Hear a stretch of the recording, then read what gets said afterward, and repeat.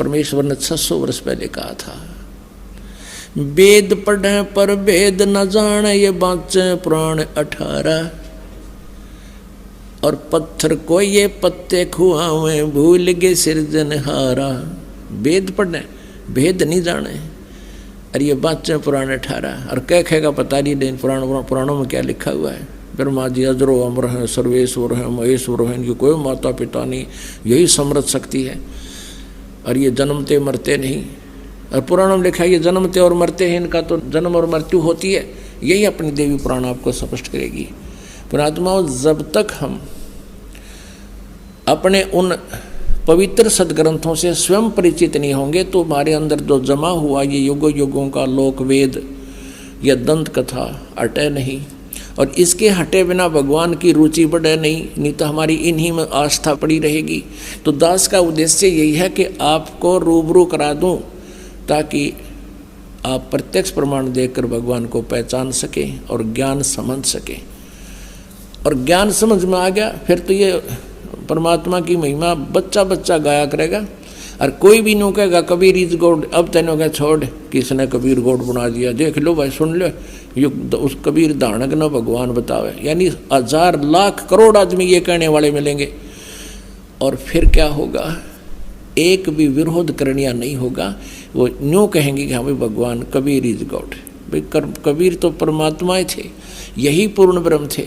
तो उस स्थिति में आने के बाद फिर हम केवल आप जी को परमात्मा के वो ज्ञान महिमा कोड वर्डों में भी सुनावांगे तो भी समझ में आवेगी आपके, और आनंद और अधिक होगा। तो उसके लिए ये खेत तैयार किया जा रहा है, ये फील्ड तैयार किया जा रहा है, सदग्रंथों को रूबरू किया जा रहा है कि भक्ति मुक्ति ले उतरे मेटन तीनों ताप। तीन सब दुखों को 3 ताप के अंतर्गत, जैसे किसी ने श्राप दे दिया या कोई और जैसे अकाल गिरना या भयंकर फ्लड आ जाना, भूकंप आ जाना, ये सब समाप्त कर देगा। और फिर किसी को श्राप देना, कोई जंतर मंत्र कर दे, कोई प्रेत बाधा हो, ये 3 ताप के अंदर होते हैं। कोई किसी पर जंतर मंत्र करके घाल गलवा देते हैं। तो हमारा नाम लेने के बाद निकट भी नहीं आ सकता किसी प्रकार का जंतर मंत्र को करके देख लियो। आपको बहुत से प्रमाण पुस्तक में भी लिख कर दिए हुए हैं। यहाँ पर बहुत भक्त बैठे हैं। एक भक्त के पास किसी का फोन आया, एक बेटी के पास, उसने कहा कि मैं ऐसे ऐसे बोल रहा हूँ, मैंने तुम्हारे ऊपर एक जंतर मंत्र किया था और तुम्हारे जेठ ने करवाया था, वो इतने पैसे मैंने लिए उस पर, लेकिन आज पहली बार मेरा जंतर मंत्र फेल हुआ। बेटी तुम किसका नाम ले रहे हो? और मैं आज पहली बार आपको साची बता रहा हूँ कि मैंने इतने पैसे लिए, फलाना तेरे जेठ का नाम और उस गांव का है, और मैंने खूब जंतर मंत्र कर लिए, उधर मेरी चीज गई नहीं। बेटी तेरे ऊपर तक कवच कर रखा भगवान ने, उस मार्ग ने छोड़िए मत ना। आज तक सुखी हो परिवार, और पहले बुरा हाल था उसका। संत और असंत की बोली से पता लगे। कबीर परमेश्वर जी कहते हैं, खरना होवे केहरी कबहू, सिंह की खाल उठाए। यदि गधे को सिंह की यानी शेर की खाल पहना दी, ऊपर का कवर उसका, वो उस मात्र से सिंह नहीं बन जाता, शेर नहीं बन जाता। दिखता शेर है बिल्कुल।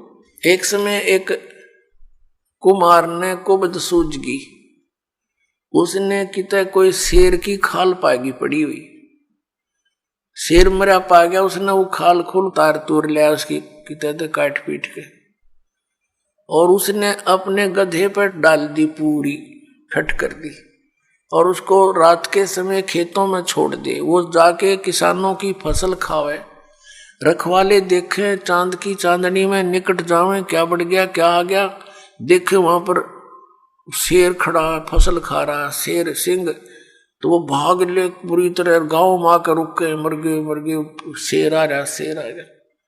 अब रखवालों ने उधर जाना भी छोड़ दिया कि रात में शेर आवे और फसल खावे। काफी चर्चा का विषय बन गया।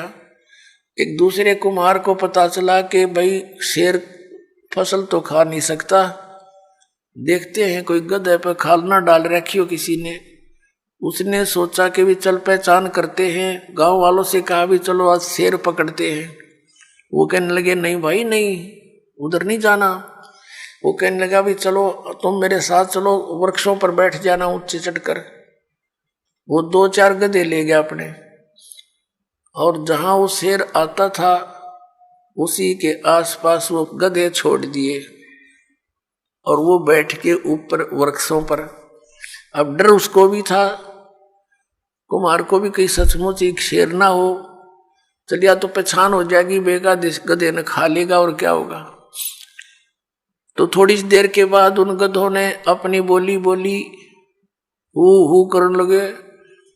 वो शेर भी ला गया हू करने, वो आया भाग गया, और उन गधों के पास आकर हू करता करता खूब मस्ती में उसकी वह खाल उतर गई ऊपर तक, और गधा का गधा। तब रखवाले उतरे, अरे सचमुच तो गधा है, उसको मार को धमका निकम्मे तने यो के जुल्म कर दिया।